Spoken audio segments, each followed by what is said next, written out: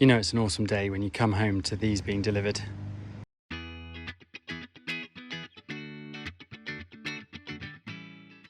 Okay, so midweek trip to the workshop.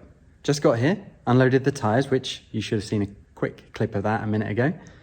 And I'll show you what else we're going to be up to this weekend.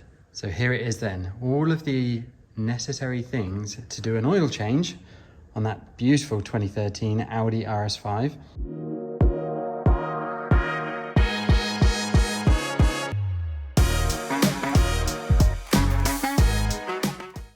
As well as the coolant flush. And here is a funnel for the oil change, which I found a while back works really, really well. So that's there. And these are the tires. They are Continental Extreme Contact DWS 06 Plus. These, in fact, are the same tires that I have on the M5. So you might be wondering why I've gone with Continental again. And the reason being is, out of all of the tires that I saw, these actually had the best ratings in all of the categories that we operate here in Kansas. These are ultra high performance all season tires. And that's perfect for around here because we get everything from 104 degrees during the summer, if not warmer sometimes, all the way down to like -22 during the winter. I'm sure the Audi won't be out too much in those sort of conditions. That's why we went with the ultra high performance all seasons, and they were a great price. So they were out of stock originally. I knew they were on back order. I did order these back in August. So yes, it has taken that long, a few months, but they're here now. And I want to say they were $270, $269, something like that, dollars each, which for these tires this size, that's actually quite a good bargain, especially with the performance and the ratings. So that's the one thing I do like about Tire Rack is they give them ratings. I've never actually done it. I probably should. But anyway, there are ratings there for all the different categories. I'll put a little picture up of what I found. So yeah, excited to get these on the Audi. Doesn't matter what I put on there though. Those tires are 10 years old, as you saw, and anything will be better than 10-year-old tires.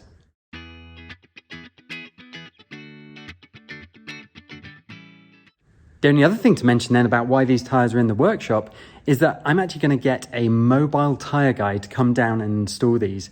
So that is something which we've got a couple of different companies around here that will actually do that. And they basically come to you at your convenience. They'll come along, I'll have the wheels off the car and actually be able to clean the wheels and do everything I wanted to when it's on the lift. They'll come along, install the tires, it'll go straight back on the car and everything will be good.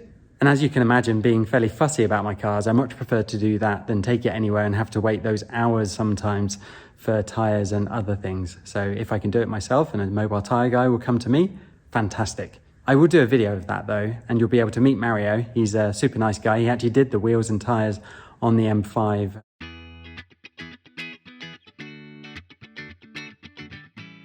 All right, so we're back with the RX-8. It's time to find the leak in the coolant. So in order to do that, we're going to need two things. One is an adapter. So you can see here that these adapters basically go and replace the filler cap just to allow us to be able to pressurize the system. So this needs to be removed. And I've used this brand in the past. I've actually got another kit, but this is the brand I used with the RX-8, so Stant. And one is for the actual cap itself to be able to pressure test it. And then the other one is to be able to pressure test the reservoir. So that's what this one's for. You'll also need the actual pressure tester. So you can see that here. And it looks like this. So hopefully we can take this and work out and diagnose exactly where the leak is coming from. Be nice, wouldn't it? So that gets removed. Put it the right way, Adam. Now with this, I've noticed in the past, because basically when you add the cap of the tester on itself, it's actually going to push this down. So you kind of just want to get this situated. We're going to tighten that up in a minute. So get that situated. Then put the end of the tester on, if I can do this one-handed. Like so. Turn that. And then if I engage that there like that, I can turn that and hopefully just twist it a little bit more. We should be good to go. Now, question is, can I pump this up one-handed? No, I think is the appropriate answer. So let's get you set up. So we have the adapter on, everything is ready to go, it's engaged, it's on tight. Now we just need to pump it up. The idea being, we want to get to the pressure that it says on the cap. So you'll see on the top of this cap, it says 13 PSI. That means at 13 PSI, this cap will start to vent. We don't want to go over that really, because the system isn't designed for that, but I'm going to get close to that and then look around for a leak. Ooh, I can hear something.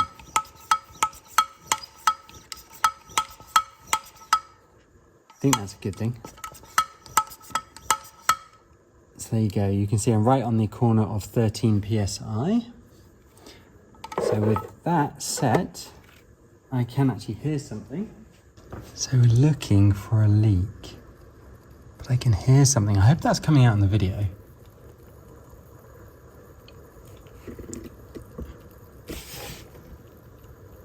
It's down there. Hopefully this is coming out. There's little bubbles. Okay, let's turn off that light. So this is as close as I can get.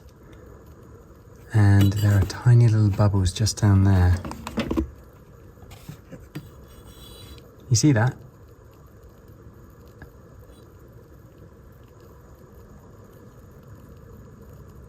There it is.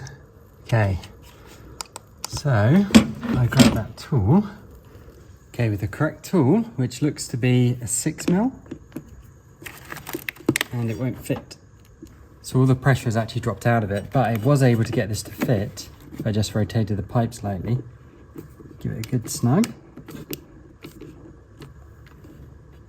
And then repressurize the system.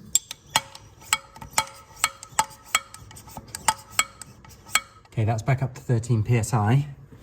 Can no longer hear the noise. Hopefully that's all it was.